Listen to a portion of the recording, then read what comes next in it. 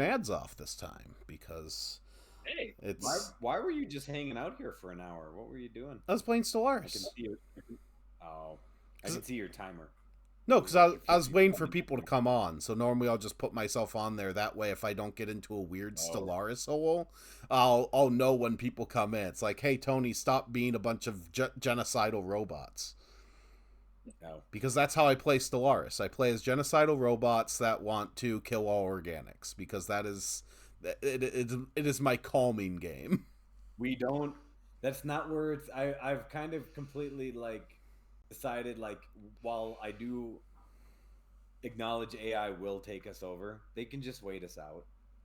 Like pretty it'll just much. be like it's just going Yeah. to be like Serenity is like they just laid down and did nothing. So Yeah. It's not gonna be a spectacular war like Terminator or anything. Like, just, nah. yeah, Just poison like, him a little. we don't need to bomb them. They're just going to kill themselves off or just like not do anything and Humanity is too stupid to live. That's... Yeah. Okie doke. So, welcome everyone to Animesplaining. As per usual, we watched something and we crap. get to discuss it. Mostly, I agree. Actually agree with Joey on this.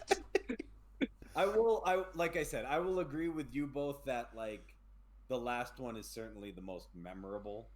I wanted it to be something else, but I'll give it credit where credit's due. And the first one is just a continuation of a story that did better in the seasons past, and then the I- rest of it is just I disagree on that. Garbage. We're gonna disagree a lot. As an umbrella, I agree. The microphase, we're gonna disagree. We're gonna disagree for the reasons why it's crap.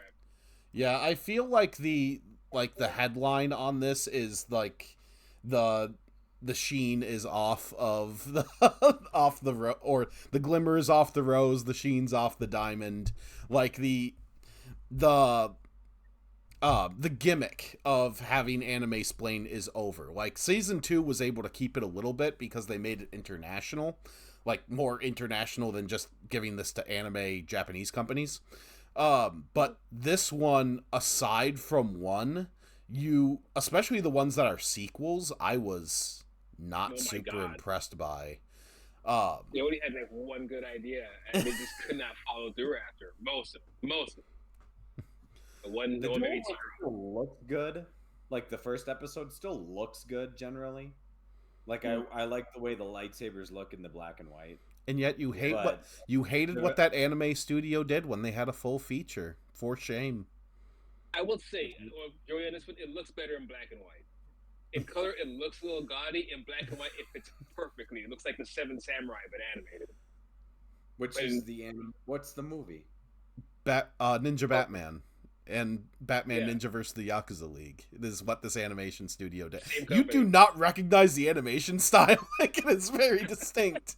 No, one, it's in black and white, so thank God. Two, there's no like one of my favorite comic book characters and one of my favorite like just stories in general isn't tainted by a big mess of crap. It was like Because you're not a Star Wars fan, so you don't care. You don't I'm a give Star Wars fan, but I'm not as like gung ho about Star Wars being completely correct. Plus, I acknowledge that Visions. We've now gone through 2 seasons where, like, Star Wars is just there as a side. Like, it's just an excuse to kind of like draw something and put it on screen and have it be produced by Disney. Like, kind of like what you were saying before, where both of you really like this feels like, hey, we collected the Disney money already, but now we have to do 3 years of homework. And so, like, Yeah. oh, quick, get this out there. We just kind of like shove this. We already took their money, so give them something to make sure. It's like we someone fulfill their paid time. you the advance, and now 2 days before the deadline, hey, here's our book. Book? Yeah, it's like we collected the money and now we're either like really hoping for another check, like why don't you give us a series, or like oh shoot, we said yes to this project like 3 months ago and need to throw something together. Yeah. And granted, one of those is the best thing in here. Okay, That, but what happens. That's what happens when the master isn't working. I will say, let that be a lesson that the most interesting one of all of these, 12 minutes long. Cool. Yep. 12 minutes long, dialogueless. We don't, Zero we don't- dialogue. Stop we don't need to overthinking this tell a singular 25-minute children's story about a shit. Exactly. kid in a robot or a kid in a marshmallow or whatever the hell else is. God, I hate episode 2. God, I hate episode 3. God, I hate episode 4. Ugh. Yeah, so when we did Star Wars Visions back when we were in the podcast version, and then when we came back, we did it in the same function that we're going to do now, which is we are going to rank every single one, going up from the worst, and we will talk about the episode under Joey's ranking specifically. So, Marlon, what was your worst one? Oh, that's easily 8, and that's kind of a shame because it is the most beautiful one out of all the episodes. It's visually appealing in that it would make a great video game. The structure itself with the chapters, it felt like playing Shenmue or something like that, and it would be wonderful if it was Shenmue. But it's not. It's a show. So for a show, it's terrible because it looks like a video game. And for a plot, it's terrible because it explains everything like a video game. Like I'm supposed to be following a controller, but no, it's just exposition for no reason. Like I can't see the damn thing. And it's the most simple of lessons, and they still learn the lesson wrong. Like they learned about shadow work and integrating your shadow, and did the exact opposite. They just destroyed it, destroy all the bad things about yourself you don't like. Just only keep the good things and never acknowledge the bad.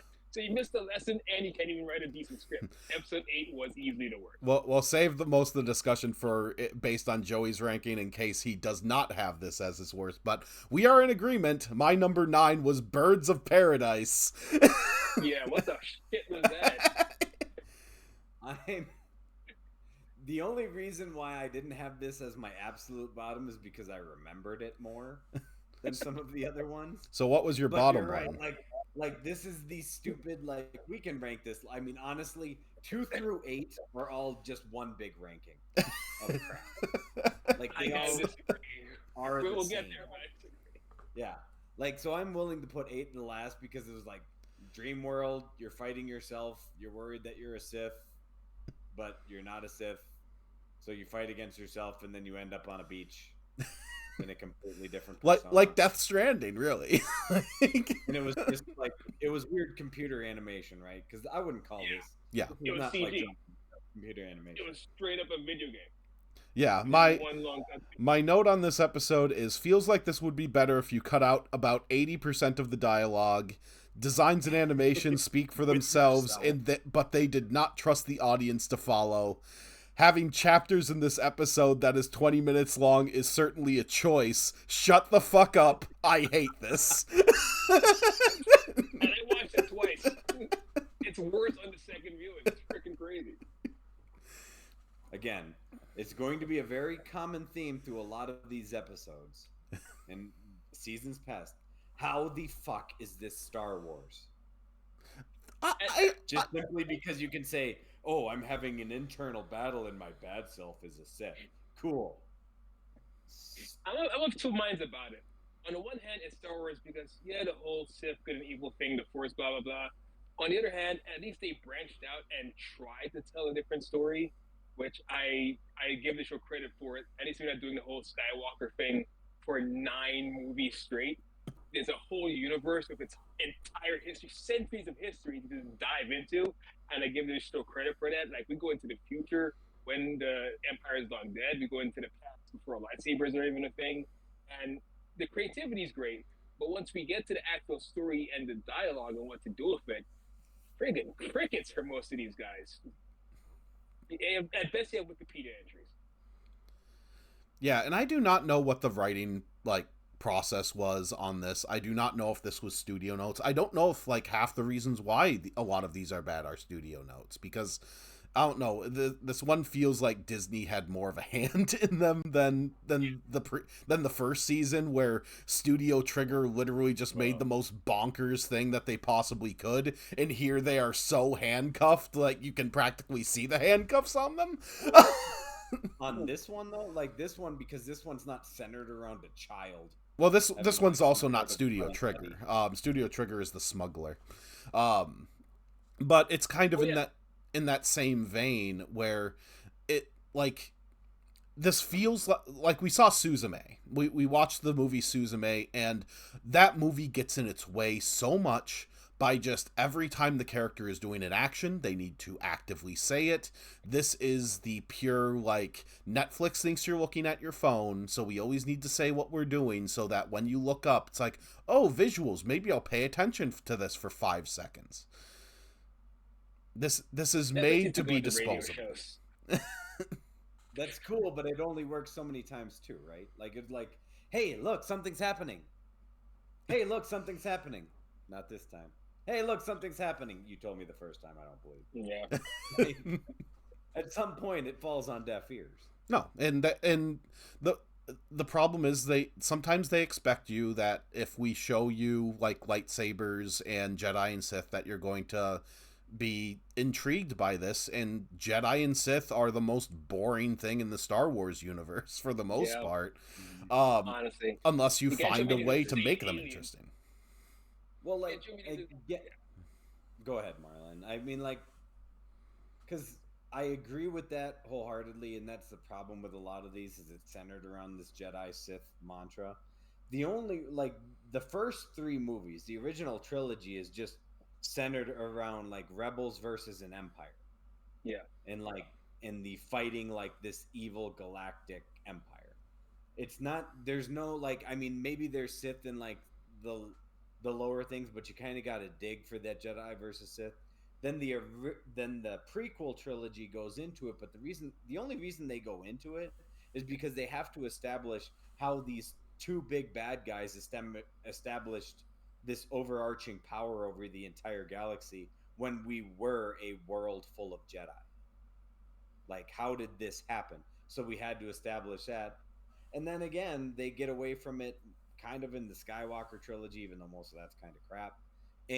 But I mean, there's also a reason why we think the trilogy of Star Wars is Rogue One. And why?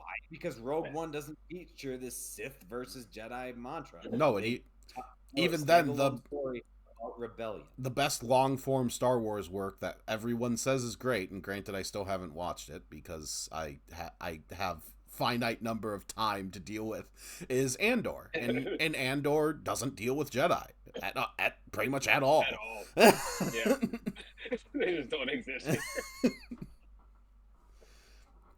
Which is it's honestly great. Like and Jedi are almost like Jedi are what makes Star Wars a fantasy in that there are these white knights that come in and save everyone from everything when the entire idea is a stupid cat. Hold on. When this entire thing is an allegory for the Vietnam War to begin with, and then you have space wizards show up. So you have this Vietnam War allegory, and you're trying to watch the underdogs beat like these impossible odds. Not only are they Nazis, but they're space Nazis with like lasers and death planets and stuff. But which is already an intriguing idea and makes a great show by itself, which is why Andor is so good. But I feel like the Jedi are kind of this Deus Ex Machina and come in and ruin all of that. Any potential that it has for being interesting, it's instantly ruined by the presence of the Jedi, in my opinion. And that's what keeps happening here in most of the boring stories, especially this one. Is like no one cares about the Jedi. We care about the rebellion. We care about people that we could relate to, and that's what was missing from the recent trilogy. There was no one really to relate to anymore. If there was someone to relate to, like Finn, they pushed him to the background. Like that's the guy I gave a shit about. So why should he in the front? Well, that's the mistake that people make is you don't want to follow a chosen one. Because how can anybody be a chosen one? That's why everybody in the original trilogy, like you gravitate towards Han Solo. Why? Because he's the everyman. Like he's the one that like you. This is who you could be. He's just a standalone smuggler who happens to like want to do the right thing at the right time, and then eventually gets the girl. He's the one that you could be because you weren't born with these powers. You weren't born to these people. It's been almost 60 years, and I don't know how they missed this lesson. Harrison Ford is the one with the insane career after Star Wars. No one gives a shit Well, about Luke if you Skywalker. if you count voice acting, Mark Hamill, he is the quintessential Joker. Dude, most people I bring up the Joker, they didn't even know Mark Hamill voiced the Joker. They didn't know they know Mark Hamill as Luke Skywalker, and that's it. And like he voiced the Joker, and I have to show him his entire IMDb and his history, and it's like, yeah, that's him. That's his voice. Is what he does. No one. Everyone is believes me. missing. You're missing his best character, who's Cock Knocker and Jane Silent Bob. Yeah, exactly. So they're missing an entire history, but what they know him for is his most famous 6 hours of work, and of course that is Star Wars. But the one people related to, the character that kind of brought everyone back, the reason everyone loved The Empire Strikes Back so much is Han Solo. That's your why. That's your character you don't hurt, you don't kill off. That's your audience. That is your audience surrogate. And that's the one that you give Indiana Jones after. That's the one you give the Hollywood franchises that God, we might have more Indiana Jones movies than we've had Han Solo appearances. That's what we're looking for in Star Wars in the first place. That's what you promised, and you just did not deliver that for decades, guys. Especially the prequels. The prequels were the worst offender because suddenly we had 0 Han Solos. We went from one racing Han Solo to like a billion Jedi. So we're like, why did you pick that was what we wanted? Theirs is just because theirs is just the villain origin story. It's just 3 movies to do it. That's why they'll like get a break, because there doesn't have to be. It's basically just Breaking Bad Star Wars style. Like Stoics are boring. The Jedi are all Stoics, and Stoic characters are always so boring. You need someone out there to liven it up all the time, and that's what Han Solo did. Now, I guess that's what Jar Jar Binks was supposed to do, but I suppose he did a terrible job of that. No, the general problem with both the sequel trilogy and the prequel trilogy is it leans on Star Wars more as a brand than focusing on an individual story. Yeah. Like it's Star Wars, you like this. Yeah. You're gonna like this. It's Star Wars.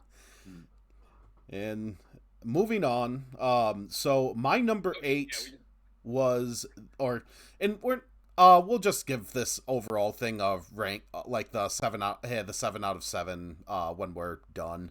But honestly, if I were to rank this first one, it's a 2. I can't say like it's truly like insulting to my intelligence just because it's pretty to look at, but it's definitely in that like bad. Which one is it?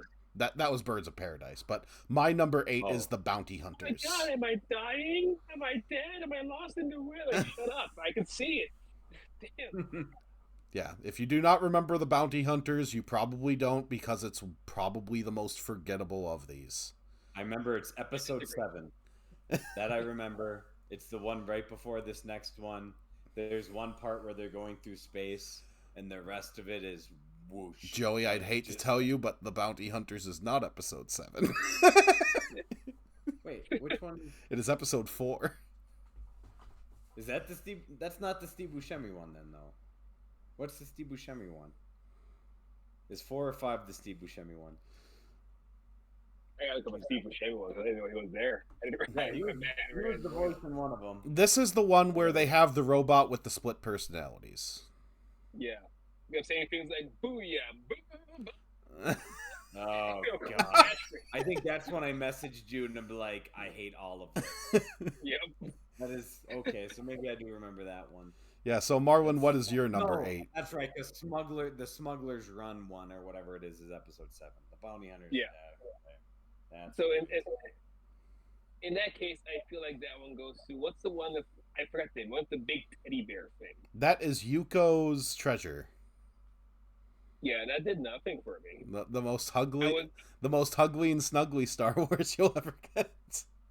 Yeah, that's one interpretation of Star Wars of what people want to see out of Star Wars. It's just not what I want to see out of Star Wars. It's not a show I would watch. And that's kind of how I'm judging these shows.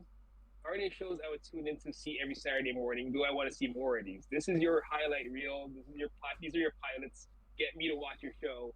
That's not a show you're getting me to watch. Sorry about your huggy Darth Vader bear thing. I do remember hating this one. Yep. Yeah, so what is your number 8, Joey? What are we talking about? The Steve Buscemi one. It is Steve Buscemi one is the next one, is episode 5. Let's see. Let's make sure it's episode 5. Because I'll give that one a point for having an actor I like as a voice. So you want to talk about Yuko's Treasure next? That was number 5. Because let's see. Stupid IMDb. No. Go to the next episode. This is why I put on a Google Doc what my ranking was, because I would forget if I didn't. I don't blame you. It would just be black at the top and then the field of mediocrity. I would agree. Yeah, cast and crew. God Yes, damn it. Yuko's Treasure. And it's an AI just do it for me. Yuko's Treasure had Steve Buscemi? Was he the voice of the bear? Thought he was the bad guy. That would make more sense, but I want Steve Buscemi to be the voice of the big snuggly bear. Fox Ear. Let me look up Fox Ear, and that's who he was. No, not Fox Ears. I'm not a furry. Fox Ear Star Wars. Fishes. It's okay, Marlon. If you were a furry, we'd welcome you. Oh shit, that's badass. What? Fox Ears. That's Steve Buscemi. Oh, it's that guy. Okay. Fucking sick. So yeah, he's the bad guy mobster who's kidnapping children. Yep, see? Knew it. Bad guy. Way to go, Joe. I remembered something about a random episode in the middle of Star Wars Visions season 3. So yeah, almost the worst episode. Yuko's vision is definitely the most marketable of these. It is basically a toy commercial. Is the best way I can describe it. It's ultimately inoffensive to me. Like it's in the lower half. Like it's literally my next one. It's number 7, but I don't know. In the end, like this feels like this would be something that Joey you would like show to Brooklyn or something, and she would be like, "That's cute," and then want to watch K-pop Demon Hunters again. You'd probably watch 5 minutes of this and be like, "Meh," and then move on. It has a bear. Yeah. Because like most of these aren't offensive. Like they're not like something that was like, how would they ever greenlight this garbage? It's just like neither boys nor girls are gonna like this. Who's like? I mean, if you're just going to throw, it's one of those where like if you're just going to throw money at crap, Disney. Like I'm sitting here at home, like I can write some garbage. Like, you can give it to me. Only one of us can draw, Joey. That's fair. That's a fair point. But yeah, is there anything really more to say about Yuko's Treasure? Like, I talked to Daisy because I was trying to convince her to be on it because she has very different Star Wars opinions than the three of us. But she really liked. Be on here. Even if it's she doesn't have to be on camera. Just put like a fake picture of herself and we can have another voice in here. Yeah, she really her favorite was the Smuggler, but Yuko's Treasure was in her top 3. And I guess not even. Sometimes cuteness wins, I guess. I was gonna say, isn't that cuteness and whimsy? Like, cuteness and whimsy. All that stuff is cool if you have a decent story to go with. But this is the kind of show that I'd come back to after a season through like word of mouth. Like if someone says like, "Oh my God, it's like Steven's Universe. It's really good. It has all this great lore. It's like regular show and Adventure Time," I'll come back to it. But based on what I saw here, there's nothing here holding me to it. But I will give them credit for remembering that Star Wars has aliens. And there's barely any humans in this. Like you're in a universe full of aliens. All the characters can be aliens. They can literally just be stuffed animals. Let's just do that. Like, oh shit, yeah, you can. Just make them all Muppets. And yeah, they did. What if everyone was Muppets? Yeah, it's Star Wars. You can do that. You can get away with it. All right, moving on. So my number 7 was Yuko's Treasure, which we're talking about right now. So Marwin, what was your number 7? God, this was a disappointment. I think it's episode number 3, the sequel to The Ninth Jedi. Okay. And I did go ahead and watch them back to back again. And what I realized the only thing good about The Ninth Jedi was the animation, and it had a really good twist in the first episode. Once you get past that twist, the writing is shit. And they kind of get exposed for that in this episode. It's like, yeah, you couldn't write a second episode. It's your writing's not that good. Yeah, it really gets twisted. Oh my god, they're all sipping. But once you get past that, it's like, all right, she has to get her father back. Let's get on this journey. Who the fuck is Teto? I don't give a shit about this robot. You're trying to make me feel for this robot. I want it to die fast. It's really obnoxious how much you want me to feel for the robot, and it's making me feel antagonistic towards the robot instead. So don't do that again. That's easy. That's one of the worst ones. Teto just wanted to blow some people up. But Joey, what is your number 7? My number 7. Yes. So we're going. I mean, I'll probably agree to your because again, like all of these are forgettable. Like number 3, yes, I remember like Marlon did. Like all of a sudden saw the robot on screen. I was like, this is freaking stupid. I hate this. Yeah. Again, like to prove what like how forgettable and like how much all of these group together. I can truly not remember which episode I then sent Tony the message to be like, I hate this. I'm like, this is all like after I thought episode 1 wasn't great, but then the rest of it just followed up as pure garbage. And then you asked me like, oh, like I think it was after episode 4, but then you're like, well, wait, are you gonna tell me you liked episode 2? And I'm like, and then I had to ask you which one it was. I'm like, no, I hate that one even more. Like, Teto feels like you weren't paying attention, and quite frankly, Teto is very disappointed. The Ninth Jedi is my number 2 to give you how wildly some of our lists. Wow, this one. Yeah. This episode. It's mainly because it shuts up on occasion. Yeah, it shuts up and just kind of lets you sit with things sometimes, and that says a lot. I also like the art style behind it. I am a fan of Production IG, who does this. They do Kaiju number 8. They did Ghost in the Shell Standalone Complex. They have that very like realism look to it, and bordering on bland. I would watch this show. I would watch a Ninth Jedi like limited run show. I'd watch 12 episodes of it. I'd probably be disappointed. It would probably be like Westworld, where it's just all downhill. But the only reason like why we would watch it is you would probably make us, and then we would give it a 2.5 out of 7. And move on. Well, that's the best way to rank. Welcome to Animesplaining. I'm glad you get the gimmick of the show, Joey.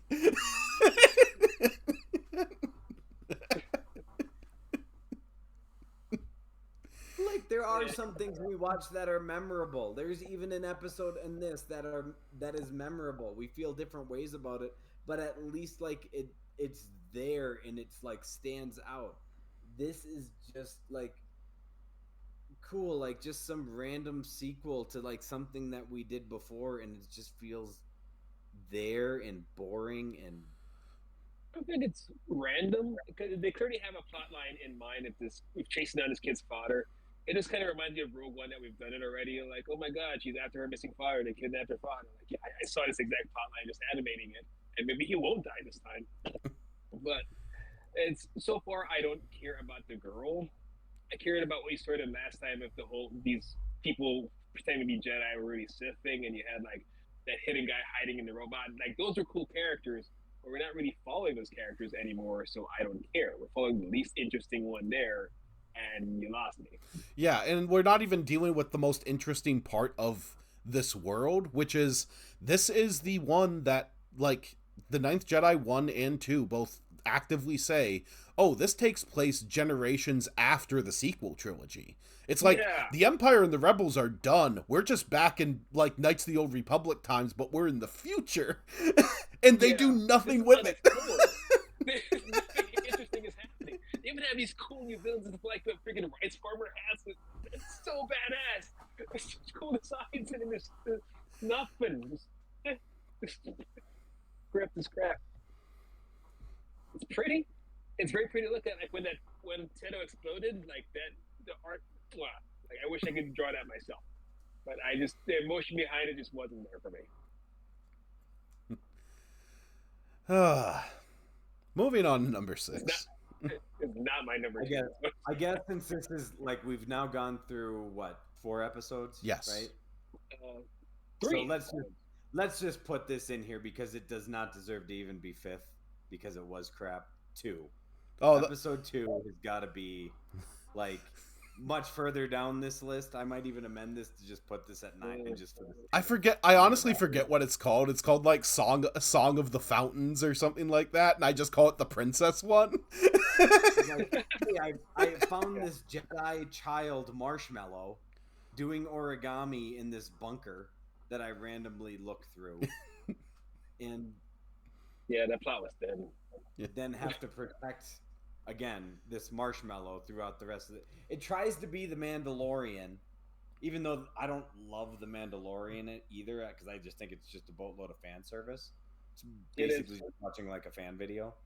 But and so you just took to me like one of the worst parts of like what we do now with Star Wars lore, and you made it even more cutesy and crap.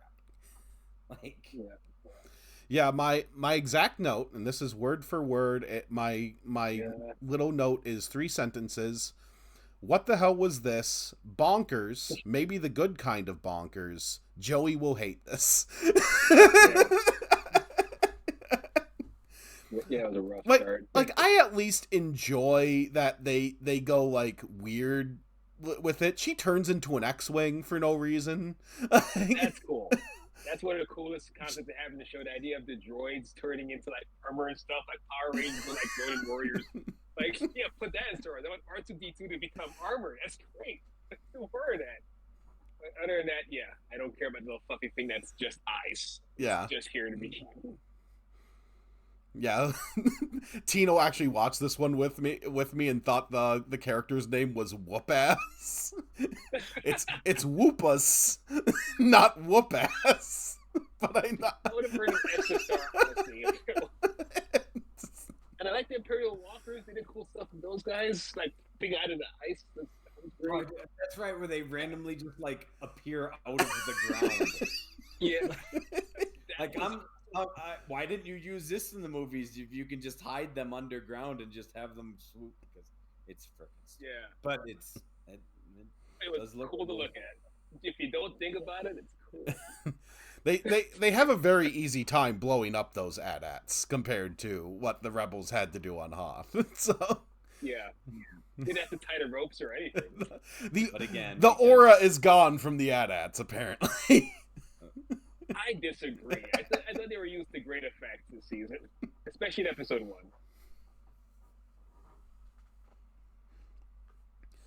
Alrighty. The AT-ATs and the ones with 2 legs. The ATSTs.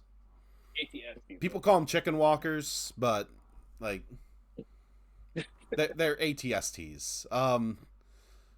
It's like so many cool things about Star Wars without the Jedi. Focus on those things. Those are the points. I think it's like all-terrain standard transport and all-terrain armored transport is the AT-AT. Like that. I can't pick which one's a favorite. It's why Empire and Jedi are so good. The droids, the freaking ships, all the designs are amazing. Luke Skywalker, most boring thing about both movies. No one gives a shit. No, that's what they focus on. Most boring, but Leia's more interesting. Han Solo is more interesting. C-3PO and R2D2 are more interesting. Luke Skywalker, I don't give a shit. Get off this planet. Yeah, we're on a small planet again. What's he doing? Oh my god, he's training. Because then we had the sequel trilogy with Kylo Ren and Rey, and they're not exactly exciting. They're more interesting than Luke. Are they? I think Kylo Ren is way more interesting than Luke. Kylo Ren has a personality. Luke is just whiny. Yeah, Luke was only interesting in The Last Jedi, and then they just like obviously they kill him off, so he's not even in the 9th one. But yeah, and that was Rian Johnson just trying to fuck over J.J. Abrams for some reason. So many false finishes. He was just trying to like tell his own story. Like let's have Star Wars go here. And unfortunately, everybody's like, no, it needs to be exactly this from the original trilogy. It's like, no, we can take it somewhere else. Like, please. I have watched Rian Johnson's body of work, and you cannot tell me that man has an anti-authority streak. And looked at J.J. Abrams like, okay, you want to make a movie after this that's not going to include me? Fine. Good luck. You're gonna give me no notes on this? Cool. I mean, that might be maybe the Princess Leia flies through space is definitely probably self-sabotage. Killing Snoke. Yes. Great. Oh my, that, Wonderful. the That worst part was thing. great. I am all on board with that. That was too early. It was way too early. We knew nothing about him. They did a great job setting him up in the first movie. Like, oh, he's dead. That was a waste. You don't need to set him up. He's just an uninteresting, like, overarching villain. Like, But he was all set up though. All set up and kill off. So all set up and no payoff. So they just set him up. And that's why it's great. The Jedi and Sith are boring. You have this big Sith, big bad, and fuck you. Like, get out of here. because he was just a clone. It's like, imagine if Marvel Secret Wars comes out in fucking December and you have Robert Downey Jr. as Doctor Doom and then he just gets killed off after 5 minutes in response to Mole Man. Like, The Fantastic Four baby just chokes him. I hope it's a Sentry ripping him about me. Shit, it's the Void. I forgot the Void was here. Speaking of which, so we have left, because 1 and 9 are memorable. We haven't gone over those, but okay. So 6 and 7 we still need to talk about. yeah, I can't remember. what we have left are The Duel, It was really good. The Duel, The Lost Ones, The Smuggler, and Black. Wait, what number are we on in ranking? Because I didn't. So 6. We are 6, on I 5. remember less than 7, because 7 I at least remember the name. Yeah, and my number And I 5 was remember The Duel. Or The Blank Duel is 2. My 5 is the Bounty Hunter one, easily.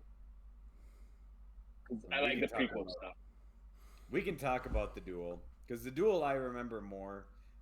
Looks cool, black and white. Lightsaber fights are cool. Be a It's great kind show. of dumb, like I am a Jedi, but I'm the Sith because I want to kill every baddie or everyone I deem bad, no matter what. So I become a Sith, and then they kill him. Like, oh, cool. Now we just did this guy, and now we need to fight again. I did like that. I did like having your Jedi bad guy be like so full of vanity that he got his lower face chopped off and puts like this like just mask over it that just looks like his face. I was like, why aren't his lips moving? It's like, oh, because he's Darth Malik from KOTOR. See, I love that concept because I already hate the idea that all Jedis are stoic. So I love the idea that this guy has an actual personality and actual vanity and actual character to him. And then it's also a contradiction because by definition, does that make him not a Jedi anymore? And of course, that's the payoff to the episode. That's what it's about. Like, yeah, you're not a Jedi anymore. You broke all the rules. You're not a Sith Eater. You're nothing. You are nothing. You're an android. You kind of become the species of ship. I'm fine. Like, this character is so rigid that he doesn't understand he's becoming bad. Like, Yeah. I'm fine with that. Like, it just Lawfully. becomes like, but then you like do the side duel with like, oh, like I'm the Sith hunter, I'm the Jedi hunter. Like, you're getting into that mantra. There's too Then much you have going the on. Other, like, what? There's too much going There's on a in lot. this. And then there's the one like Hold on. woman that wants to sit there and fight the main character too, but then she teams Right. up against the other guy for reasons. Yeah, and then they fight at the end because they're going to fuck Yeah. later and fight scenes are sex scenes. Again, the lightsaber duel looks cool Forget in that. black and white, but Whenever Really, fight yeah. scenes are sex teams, Hollywood is so gay. I was in our faces this whole time. yeah, Lethal Weapon, Mel Gibson, Gary Busey. Predator Predator Badlands, get in that giant monkey. Get in it. Yep. I need to go see this. All right. You really gotta see it. Predator Badlands is fucking amazing. Have you seen just the eroticism? Some would say it is the sexiest Predator movie. Take that mask off, you dirty lord. The whole calls him an ugly motherfucker in this one. Yeah. He's technically the sexiest It Predator. is the This first sexiest time. Predator movie since Alien vs. Predator Requiem, because you could not see anything in that movie. Anything could be happening. I'll just Make up your own movie. dark room. I'll just assume what's going on. It's very true. Choose your own adventure. But Marlon, you were more positive on the duel than Joey and I were. So is it Yeah, just? I thought it was a solid start to the season, and if you watch both episodes back to back and see it as, oh, this is 2 episodes of a show of a season, it really works as a concept. This whole Jedi Hunter and his various adventures with various people. I thought it was good. I thought it was a very well told, self-contained story, and kept things simple. I didn't think there was too much going on at all. I thought, I love the trading of roles. I love anything that shakes things up a bit. He's a Sith, but he's the protagonist. He's hunting other Sith. And you have a Jedi who's so vain. Jedi aren't supposed to be vain. Jedi aren't supposed to be emotional. He's doing all the things Anakin was told not to do, except he's not Darth Vader. But he kind of is, because he's mostly robot. Because I guess if you're a Jedi who feels things, you're going to become an android at some point. Someone's going to maul you. Yeah, if you're going to do that, though, I feel like your Jedi Hunter, since he's so, like, he's stoic and kind of rigid, like, he needs kind of a wild card, like, sidekick with him that, like, they don't get along, and also maybe, like, some sort of civilian character, like, someone who's just kind of in it for the ride that puts him on a quest, maybe has a little squirrel thing that it's just Samurai Champloo. There you go, yeah. I will say this about this episode. If you're talking about something that Disney greenlights for a series off of Visions, it would be this one, and probably should be, because this one, maybe it's because we watch a lot of stuff that's very pessimistic and very nihilistic, and this is kind of in that mold, because I can see this definitely going down a Samurai Champloo road, which actually makes it that much more interesting. Sooner or later, then he fights, he rebels against the Jedi, or just the notions of being a Jedi. I could see where that goes, and work for the benefit of just the actual people. I'd be on board. Becoming a Jedi, has that ever happened before? Like, this guy's like, he's on the road. Like, someone could say, like, hey, we can just bring you over here. You're technically doing what we're doing. You're a Jedi now. You've been knighted. I don't think that Disney would make this into a series, just because the company that makes this doesn't do things on time, and they don't do things in budget. It's like and the if Disney cares about budget, I think that they do. Like, I think if they gave anything a series based on Star Wars Visions, they'd either give it to Trigger with the Smuggler, or they'd give it to Production IG with the Ninth Jedi. Those are the two that I think they would look into making series, just because those studios are a lot more prolific and more experienced in making episodic television. That's fair. Yeah, which is kind of funny, because there's another episode that is a sequel, and it doesn't feel as connected. I forgot the name of the episode, but like the hair, I can describe the animation. Like, the hair color would have, the lines would be different colors. Like, it would have like green lines on blonde hair and things like that. It had the one Jedi lady with like the yellow lightsaber. Yep. No, we can actually talk about that next. That's the Lost Ones, or the Village Bride 2. That's it. Yeah, those are beautiful episodes to watch back to back. Very beautiful animation. Probably the best animation in Star Wars Visions, next to that CGI crap one. That was episode 8. Good Back to the Future reference in this for no reason. Yeah. Just, she's in the hazmat suit, like yeah. She's like in the hazmat suit with a scanner that looks like the cassette player. Maybe it's because I was watching these two at like 5:30 in the morning. I just be awake when you're watching. I was awake. I was just playing Ken on my phone. So if there's anything where, like, there would probably be a tie for number 2 with mine, with the Ninth Jedi. This I put in number 3. I just put it a little lower, just because they do, like, it takes a while for the Lost Ones to get going. But oh man, this is like Freyrin. Like, I was the one who watched the entirety of Freyrin season 1, and they take forever to get going. It takes them like 9 episodes, and then they do action in the 10th, and it's like, oh yeah, by the way, did you know that we're just best in show and action, and we're just going to give that to you now after we've just kind of told you this is a completely different show? Yeah, here you go. Here's a cool fight scene. Here's probably the best fight scene you'll see in this entire thing. But I agree with that here. Like, I feel like it was a real emotional drop for this one that made the fight scene hit that much harder, and I felt the tears in her eyes when it finally wells up. And this is again another stoic Jedi who's not supposed to feel things, but I understood why she would feel things in this scenario. It was genuinely earned. I thought it was good. Yeah, I agree. I think The Lost Ones was pretty good. We can also go backwards and talk about The Smuggler. The Smuggler was my number 4. That was the one from Studio Trigger. Doing their art style more from when they recently did a Gundam series, because they did Gundam G-Quux on Amazon. It's not very good. But it's okay. The worst Gundam is actually, the worst Gundam is very bad, but the worst Gundam is still Gundam. But The Smuggler, the reason why I put it number 4 under The Lost Ones and the Ninth Jedi is because, I don't know, it felt like it was a little bit not for me. It feels like this is definitely aimed at a female audience. Your protagonist is kind of this more like girlyish girl. You have a hot prince that she wants to get in his pants, and that is going to put her in this rebellion thing. Old Lady Jedi is kind of cool.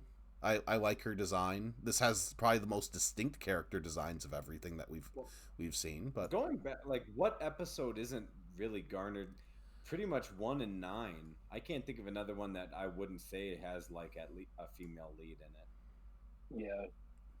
What other ones are there? I think they're very either female-centric or child-centric this season. Mm-hmm. I don't see a lot of dudes really like gearing up to watch. They're like, yeah, let's get the boys to talk about the Star Wars. And I'm saying that's it happening for many episodes, except maybe the last one, like you mentioned. I wonder what's happened in the Star Wars fandom on the male side that has caused them to make that decision, Marla. We can't have anything nice. Puts on clown makeup and then a stormtrooper helmet because we're all fascists now. This isn't my Star Wars. But no. Star Wars.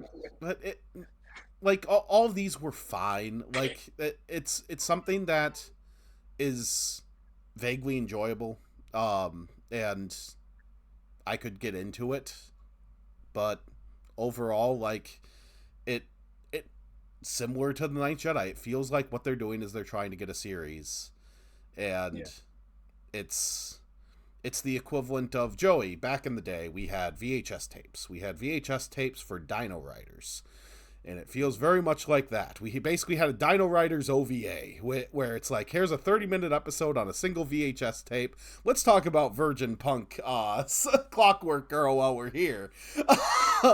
But it's a single episode on a VHS tape. You have a bunch of commercials at the beginning of it, because it's telling you to buy toys. But what you're effectively doing when you buy that VHS tape of Dino Riders is you are buying their pilot, because they sold the pilot, but they did not necessarily sell the series. Like, I think Dino Riders only had like 8 episodes. It didn't have a lot. They didn't have many. Yeah. And then they had an Ice Age because they tried to sell a second version of the show. Yeah, and that one wasn't even purchased. Like, that one was just the pilot. That is a cat butt. Yep. Yeah, he decided it's a good spot to sit right in front of the camera. Because he understands how cameras work. You can't convince me otherwise. Oh, I mean, cats. No, it's if there's a computer, I need to lay on it. Yeah, that's right. Around here somewhere. But yeah, to talk about that a little bit. So I saw Virgin Punk, Clockwork Girl. I went into it a little bit with Dispatch and when we played Final Fantasy VII. But that's sold as a movie. It's sold as a Fathom event, and the runtime is listed as 90 minutes.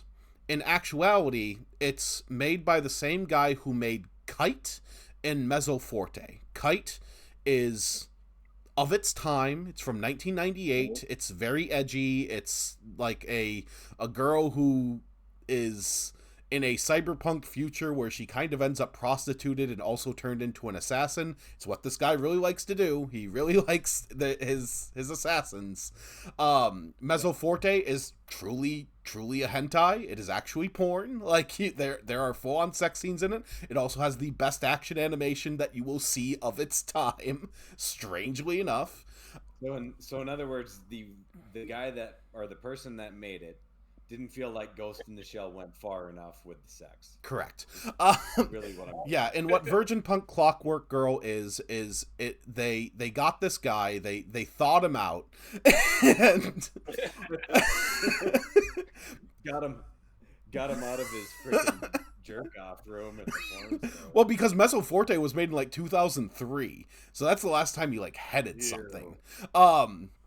And so they get him out of there, and he makes this thing, and they sell it as a pilot. So back in the day, you had these things called OVAs, original video animation, or original animation videos, or something like that. Or OVA, original video animation. And what it was oftentimes is studios would go to Japan, they would purchase a pilot that was not sold, and then they would bring it here and sell it as a rental, because you needed to fill those shelves at Hollywood Video. So if you're Marwin or I going to your local Blockbuster or going to your local Hollywood Video, you just pick up a thing, and you're like, hey, this is a really cool thing, but it's only like 35 minutes. Was this made into a series? No. Just there. Yeah. just a pilot. But legitimately, for being 35 minutes long and for it being a pilot, it is a very, very good pilot to the point that when it actually is on streaming, we are going to watch it and we are going to critique it, because there's a lot there. Good and bad. I'd rather have you just say it's really good, and I want this to change your life instead of... You are going to think that that a certain plot point in it is gross, and I think it is a great way to make you want to kill the villain. Because I'll give spoilers here, might as well, before we go and talk about Black here. So, Virgin Punk Clockwork Girl, it starts off, you're at an orphanage. This girl who is like this amazing genius engineer has made a dancing robot for all of her little friends.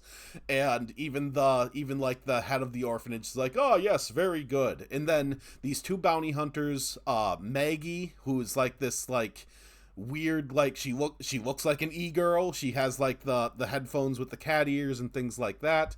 And a guy called Mr. Elegance come in. They're bounty hunters, and they kill the head of this orphanage because apparently he's been like on the run from the law, and he opened this orphanage as a way to like atone for what he was doing as a hitman. And he looks at, and Mr. Elegance, after killing this guy that our main character liked, goes up to her and goes like, "Oh, you're perfect. You should come with me and be a bounty hunter." And she's like too traumatized to do anything about it, so they just kind of leave. And then it cuts to 10 years later. So our character is now 24, and she is the best, most badass bounty hunter around. It shows us hunting this guy. It's barely even a problem for her, and her design is cool. She looks like a great character, and she ends up taking a bounty, and Mr. Elegance finds her and goes like, you're a great bounty hunter now, but truly I think that I missed taking you in your prime, and really wish you made a different decision. And they talk and argue a little bit, and then he's like, well, if no one can if I can't have you, then no one can. And he shoots her in the chest. And then she wakes up and she's in a robot body that resembles herself as a 14-year-old. There we go. Wait for anime to be anime. And still circle back to I want to sleep with. And every single time Mr. Elegance is on screen, they are like, this guy is a creep. This guy is the fucking worst. I would hope so. protagonist. But yeah, over the course of this 30-minute episode, the very end is like this our protagonist who, like, Mr. Elegant shows that he has like locks on a robot body, so like if she tries to attack him, he basically just turns her off and like walks away, and it's like whatever. But what she does at the end is it's like, oh, this is the end of the episode, and she goes to like this black market merchant that she dealt with when she was actually a bounty hunter, and she buys a revolver which doesn't have the technology of our modern time, so it can't be locked, and she's like, Elegance, I will kill you. And then it cuts the credits, and we are never going to get another episode of this fucking thing. So it's supernatural. I found the colt to kill the devil. It can't kill the devil. So, but I'm hoping it gets made into a series because it's really fucking good. It has like some of the best like animation. It's very confident in what it's doing, even if it is just mired in late 90s, early 2000s edge. Like this guy was thawed from an ice cube. if they released it into like some theaters, even as just a singular event in the States, I assume it'll probably get made, because I'm assuming it was fairly popular in Japan for them to bring it into theaters here. I have no idea, because it was a Fathom event. It was literally only 2 days. Like 2 showings at AMC theaters. I had to find one that even had it. And on top of that, AMC theaters lied about it, saying that it had a 90-minute runtime. No, you get a 30-minute episode, and then it has an hour of behind-the-scenes footage. You get credits like half an hour in. I just left. It's like I saw what I needed. What if there was episode 2 hidden in there? Episode 2 wasn't it? And yes, I did pay full price for it. I even bought popcorn. You didn't get to eat it? Popcorn home, or did you finish it in time? I did. I am not going to finish a whole bag of popcorn in 30 minutes. I'm not a monster.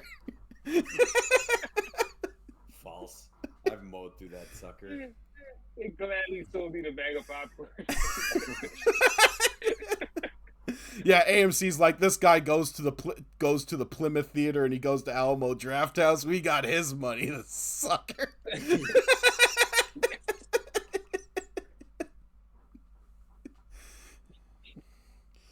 Okay, is it time to talk about Black? I feel like it's time to talk about Black. I was going to say, do we only have one episode left to talk about? We do, because we kind of just blew through the middle ones. Yeah, I agree with you both that like I wouldn't call this number 1 because I didn't love it, because I saw issues with it, but I do think it's unrankable compared to the rest of this tripe. Like they don't belong in the same list. It's so far at number 1. It's somewhere at number 1 and 0. It's a negative number. It doesn't belong on this list because they don't belong in the same. They don't belong on the same list, on the same ranking. Yeah. It is definitely an art piece. I get that. Like it's like, again, like, let's show all like a lot of sci-fi imagery into this. Let's try to tell the story that war sucks. Great, all on board with the war is terrible reference and like how it affects just the general populace. I mean, there's Star Wars critiques. One, like, stormtroopers are generally all clones in the Star Wars universe. Incorrect, because it's the Return of the Jedi Death Star that's blown up. That in the main trilogy, the stormtroopers are recruits. They blew up the cloning facilities between episode 3 and 4. Okay. Well, like, but there's still a lot of clones because they keep clones through the Rebel series. Yeah, but they're remember that the clones' age is accelerated. We're just getting into stupid Star Wars lore at this point, but because of that, you have a lot of the original stormtroopers have died off. Like, there are some troopers that are still clones. Those are like your Imperial Guard. So the guys in the red, those are generally still clones, but the badass. For the most part, like your daily average stormtrooper, those are generally recruits. Mm-hmm. So this guy would have been a recruit. Going back into this, they show like because I feel like some of this is an excuse to be just simply an art piece. They have the one singular part where like both the rebel and the stormtrooper are walking without an arm, or showing that their arm gets blown off, and then it shows the one like maybe has a woman back home that he wants to get to. Not going to get to that because again, war is terrible. But then the rest of it is like just sci-fi imagery. It's like the Blade Runner, just like the eye showing on screen. It's the like definitely this the X-wings and the TIE fighters going through the trench. It's in and then if you really want to get in the deep in the weeds of like, like I feel bad, but it's like saying like the clerk's argument, like don't you feel bad for the janitors or the like just the random like contractors that were working on the second Death Star that got blown up? But it then like leads you to like you forget the second part of the argument when they meet the one guy in there and he's like, no, like I had these buddies that took a job from a mobster, and there was a mob hitting the house and they went down with it. But unfortunately, you know whose money you're taking. So there does have to be a degree of responsibility. To a degree, yeah. But when you realize what he did in this episode and why he took it, I could, I'm more on the side of the former, because it's pretty much it's not just that war is bad, is that Star Wars is Vietnam in space. I feel like someone said Star Wars is Vietnam in space, and he just went static after that, and then he animated Vietnam in space, and that's what we got. I would say war is already Star Wars. I would disagree with that on the premise that Star Wars is more World War II in space. You have a defined bad throughout. Like, do bad things happen on both sides? Yes, we've established that there's like we've told Star Wars stories where there is atrocity at times, but through you tend to believe the Empire are the Axis powers. Like in the end, the rebels are still fighting for this general good to get rid of this ultimate evil, and that's where Vietnam. But Return of the Jedi, we're in the jungle. Who are the Ewoks again? Who's the Empire supposed to be? I think getting a little bit too in the weeds here on Star Wars lore specifically, like there's something that took me on a second viewing of this compared to the first, where like there's a lot of imagery that stuck with me on the first viewing. When it goes to like the big wide shot of just a line of stormtroopers and a line of rebels just shooting at each other and killing each other, and it's like a conveyor belt as they just kill each other. That stuck with me. It's like, oh, this is just about like the inhumanity of war.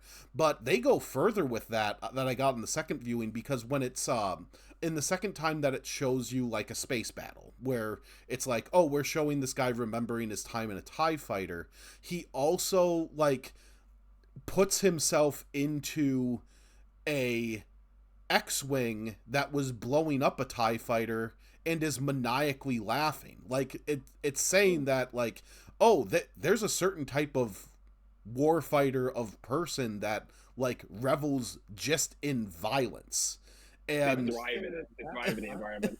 Does he just smile and then you assume he's laughing, or do they actually? No, you hear laughing when he's shooting down the TIE fighter. Yeah, I mean the jazz music kind of sticks out the whole time, and you're just like, it's got to try to be Cowboy Bebop. You're trying to tell a serious story where the music does the exact opposite. I disagree with it being trying to be Cowboy Bebop. You don't follow. It's not about following a story. It's about just feeling the emotions of the people involved in the story. It's about chaos. If you're feeling the emotion, why are you playing happy jazz elevator music? Because it goes back to something that obviously this director would have seen, because this is someone who has been actively working as a key animator since the 1980s. This is a guy who was the lead animator on Akira. He was the lead animator on Redline. He was the lead animator on fucking Angel Cop in the original JoJo's Bizarre Adventure, the Animatrix. This guy was hired by Tarantino for Kill Bill. This guy has cred behind him. That's the one. I recognize him. That's the one. Lucy Lou, where she got an assassin. Definitely got redline right away. But this sure. guy is making in my opinion, a very clear illusion. It is a documentary that a lot of people have seen because it inspired the game Fallout. But it's called The Atomic Cafe. It was made in 1982. It is all B-roll. It is B-roll of Cold War military footage and actual like US propaganda just cut together over the course of 90 minutes, and when it shows the war footage it plays like poppy jazz music and music of the time to cuz it's a satire. It shows you the absurdity of all this stuff because you're looking at a lot of stuff from the 50s and you're watching it in 1982. And that's kind of what it fits with, and a lot of the jazz is very similar like in sound to the Atomic Cafe by comparison. Yeah, I feel like it's almost meant to be ironic. Like, isn't it great? Look at how much winning we're doing. We're so good at war, and it's all this awful imagery. Like, yeah, we're winning now. This is great. And even doesn't it even end with him smiling before the credits roll at the end? Like, this is none of this is a good thing. This is awful. Not only is it regular war, but that's war in space. You're getting sucked into the cold vast, having your oxygen sucked out of your lungs, and it's all this awful, terrible, nightmarish imagery. But snazzy jazz music. Yeah, and it's playing this Empire. triumphant theme because the rebels have won, and this guy's like hand is just curled in the snow because his body is just lying on this snowy plain at this point. What I love about is this is the part of war that I'm sure in Star Wars, a PG series for kids. It's like, yay, we're just like cutting out the bad guys. Well, we have swords and lasers. We're winning. But here it's like, no, this is gruesome. This is you cut a man in half. This is freaking awful. That's why, like, I think I will give this credit for that. Like, it's like you need to tell, like, what do we think when we watch the original trilogy? Like, you see a stormtrooper get shot, it's like, good, kill the bad guy. He just got shot with a laser. Oh my God. Fuck 'em. Let 'em go. You don't care that dude had like any kind of life, or even if he did beforehand. You're just like, stormtrooper, faceless, go away. Like it's Yeah. like, or like you just think like blowing up the Death Star. There's thousands of people in there, but hey, they're bad, gone. Yeah. And so at least like this makes the commentary of like, no, like this is still war. Like Yeah. there is a price, and like you might think like, hey, this person had a life, but like the conveyor belt scene, like this is just a number. The cold hard thing, truth of war is everyone there is just a number. Like you might disagree with the Empire, but you're still shooting a guy. Like to relate to today's current war, like you might hate Hamas, but you're still blowing up Palestine. Just still regular ass people, and that's what's kind of happening here. Like, yeah, the Empire is terrible. I hate Palpatine. I've seen all the behind the scenes, but if you're just a regular guy who doesn't get to see all that in the Star Wars universe, you just come in punching into work. This is your reality. That's what I love about episode 9. I'm like, you don't know about this. Who the fuck is Luke Skywalker? I just need to get home to my kids. And then there's a freaking hole in the wall. My friends are getting sucked out. That's what I know about what's happening today. And I got to applaud him for this one. I mean, I will bridge out and say everybody watched the Ken Burns stuff, especially now the American Revolution's out, and I love it and it's great. But like you do see, like there are human costs to these things that we revere now in folk and basically the mythology of like what it did to create our country. And I can still like applaud the achievement and everything that goes into it, but like there's still a lot of horror there. It's just what it is. It's still humanity. And it's so close in history. Like, there are people alive who experience these things. Like, yeah, I was just there when it happened. I could tell you how it happened. This is an ancient history. Like the Vietnam War again. I would challenge everybody, and it's long. It's like 12 episodes long, and each episode is 2.5 hours, and it's just history documentary. So it's just looking at still shots while historians talk. It's dry, but I would challenge everybody to watch that. Also watch the Atomic Cafe, because the Atomic Cafe is pretty fun. That's fine. How long is the Atomic Cafe? Because if that's 12 episodes, each are 2.5 hours, that's going to be 90 minutes. You can rent it on YouTube for $2.99. I looked it up. Oh, well, okay. $2. Probably free. You can probably get it for free. You can probably find it for free somewhere. Has my YouTube I don't know how much the studio that made the Atomic Cafe cares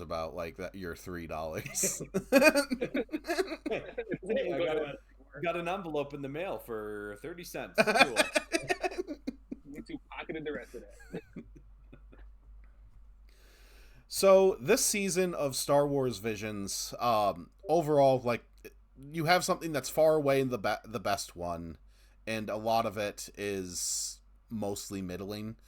Yeah. So we rate things on a 7-star scale, stolen from Super Eye Patch Wolf. One is completely Terrible. insulting to our intelligence. 2 is bad, but there's something good about it. I talked about Bird of Paradise being a 2, where like it has very pretty animation, but overall the show just will not get out of its own way. 3 is I did not feel robbed. Also a generic like I liked it statement. That is the field of mediocrity. That is the 3. 4 is good, but there's something bad about it that just kind of sits with you. Just keeping it from a 5. 5 is good for the genre. 6 is exemplary for the genre. And 7, which in my opinion Black is on its own, so good it has redefined what good is. But if we're judging this as a whole, if we are Disney studio executives, what are we giving this season? Who wants to start? Because it is a 3 from me. Ooh, you guys. Finally, I'm the one that goes low. You're in a positive 1.5. It is a 1.5. It is like Black is really the only one that's like any kind of good, memorable. The rest of it is just like there. I think this is, if this doesn't end Star Wars Visions as a property for Disney, like I would be kind of surprised. I would be surprised if they come out with a season 4 of this. This was they hit it.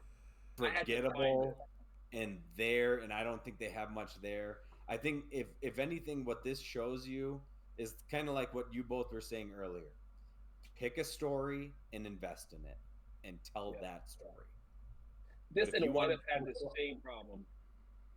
I feel like Disney, they don't know what to do with these properties, so this and What If are kind of the same thing. There are these anthologies. They're like, hey, just put some ideas in the wall and see what happens. Maybe we'll get a show out of this. It's how we got Marvel Zombies. We got an entire season of Marvel Zombies as a result of What If and that being a success. So they're just trying to see what they can get out of this, and they don't really have any decent ideas for a follow through. Like, see what you want about Supernatural. They had a 5-year plan. They just did not know what to do afterwards. This one, they don't know what to do from the start.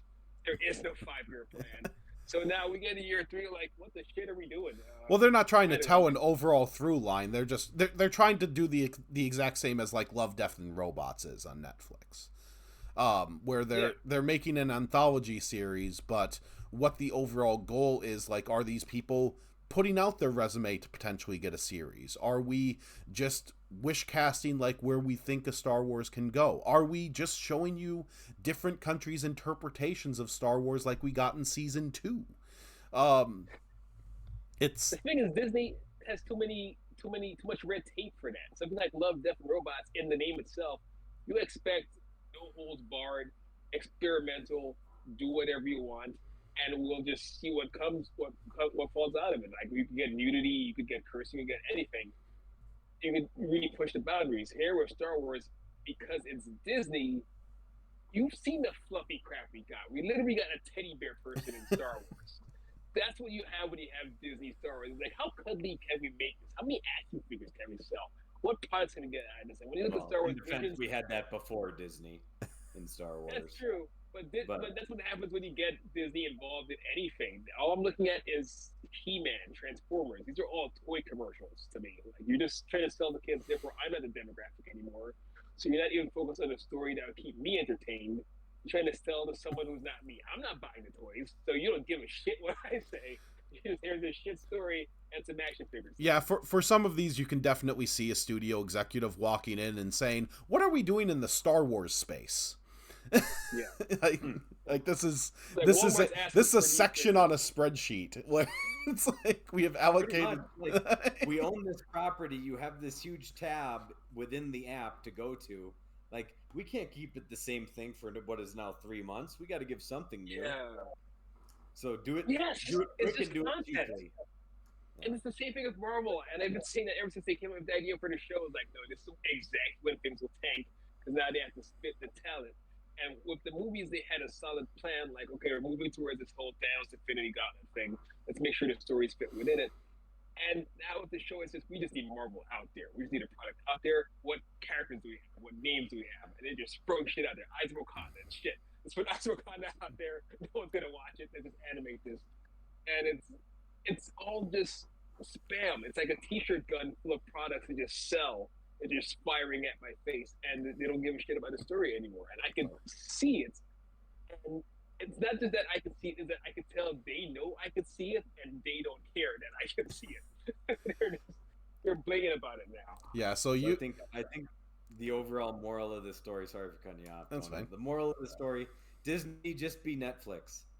If just green light everything that comes across your desk, and everything you don't. And then if you still don't have content that far, then just like license everything you can to just play it and then advertise the hell out of it. Like, hey, remember The Gentleman from 8 years ago?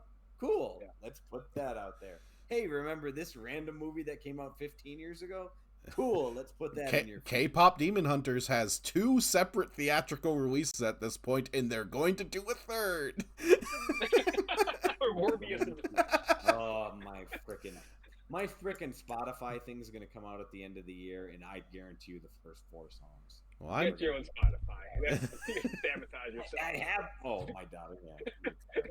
Yeah, but if there's any piece of advice I'd give to people watching or watching on the VOD, it's that like you do not need to watch Star Wars Vision Season 3 except for Black. Turn the lights down. It's 15 minutes. Yeah. Watch it. Let it wash over you. Like take it. Probably better if you're stoned. Get absolutely stoned and do it. It's freaking amazing. Just watch Blade Runner. Blade Runner's better. Watch the 82 Blade Runner. How did you get?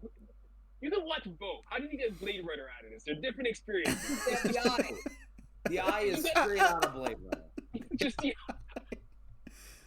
It's a visceral war experience, and you're comparing it to Marlon, we need to give Joey the benefit of the doubt a little bit, because this is the person who saw jazz in anime and was like, oh, this is Cowboy Bebop, when it's absolutely not like Cowboy Bebop.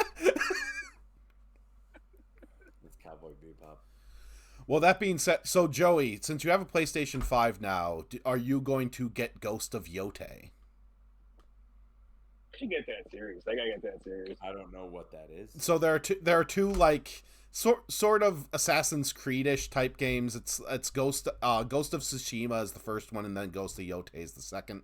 But Ghost of Tsushima had what they called a Kurosawa mode, where you play the game in black and white.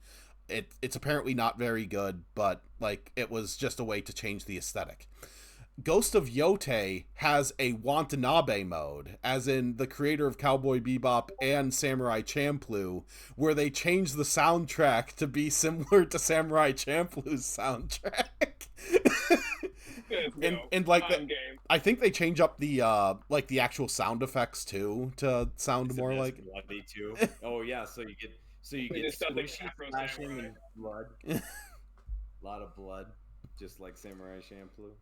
But and sadly, Marlon, you cannot play it because you have an Xbox 360 or Xbox 360. You have an Xbox, whatever it is, Series X. Series, yeah, that thing. I'll get one eventually, maybe. But I'm sure by the time I get one, the PS6 will come out. It took me just forever. It finally just took me like 3 months ago, and I still right now play my Xbox because most of my games are on it. Until then, exactly. I'll probably still eventually get the Xbox Ally. When that ends up being just their only console that they'll ever have again. I'm gonna get that Steam freaking cube and call it a day. That's they're just gonna keep stating that. That's where we're all headed. Freaking PC.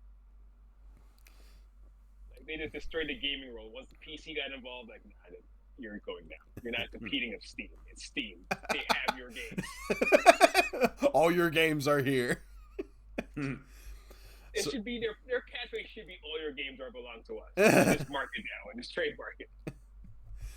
So anyway, this was Animesplaining. So on the channel, what we have going on is we recently finished Dispatch, so we're done with that. I unfortunately need to start playing Dark Souls again. because of it. It was good while it lasted.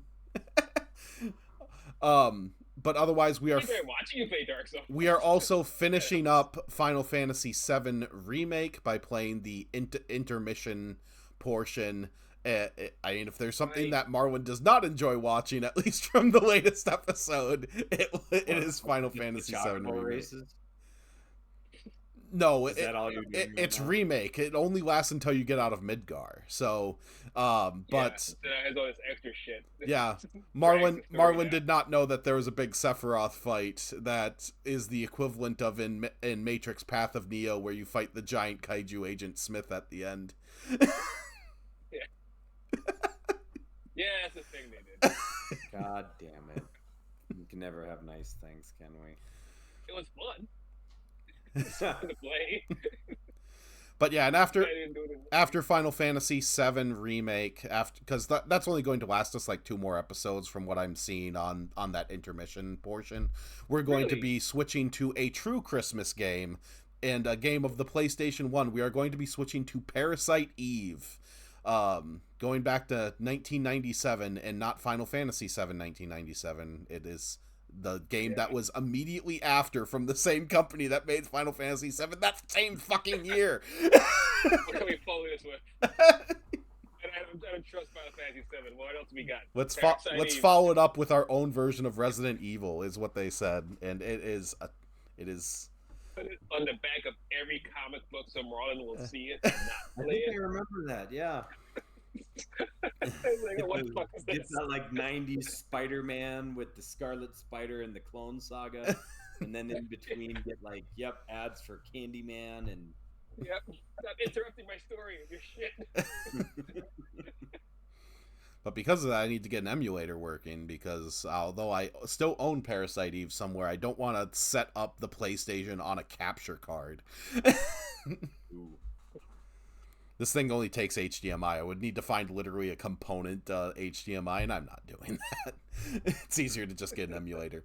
But anyway, thanks everyone for watching. Next on Animesplaining, we need to figure out what we're watching next.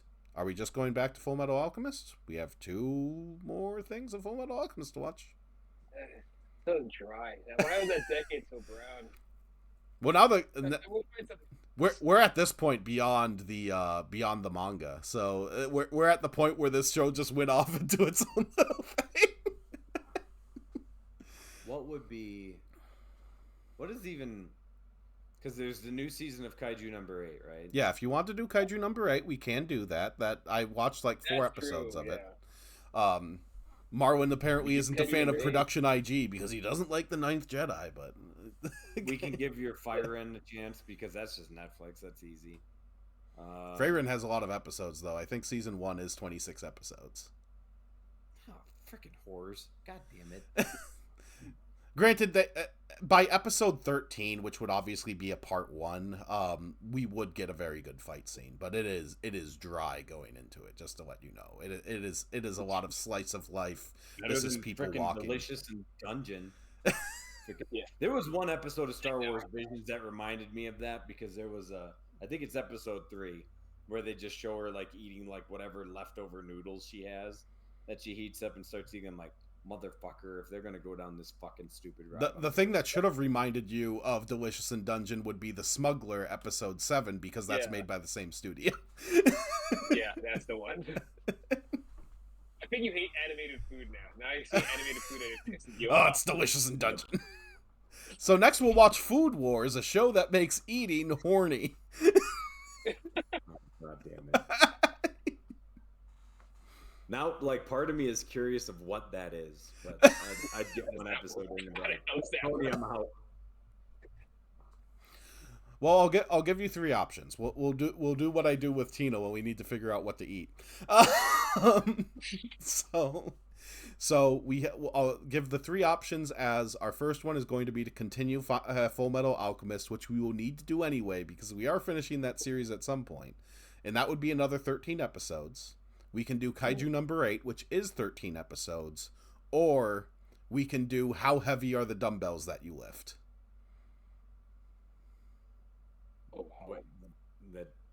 how many episodes is that? If that is even a. I think it's 13. Actual- Let me take a look. I think Let me. 13 is Are you asking me what, 13. like, if I go downstairs, how heavy are the dumbbells I have downstairs? No, how heavy are the dumbbells that you lift is a vaguely horny but also educational program about working out. Like the main character like wants to lose a few pounds, and it's just giving you workout advice. Stop. I can only get so right.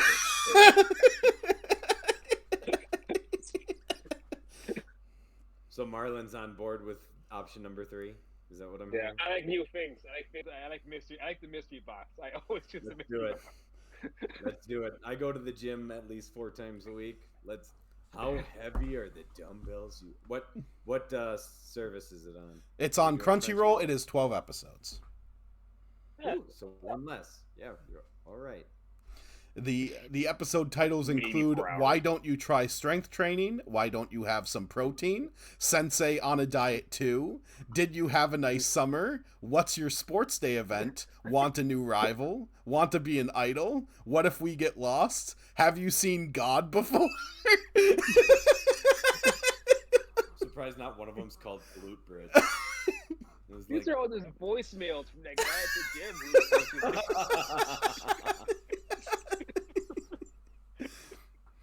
So coming up next for December, we will be watching How Heavy Are the Dumbbells That You Lift, and I will get some workout advice from anime, I guess.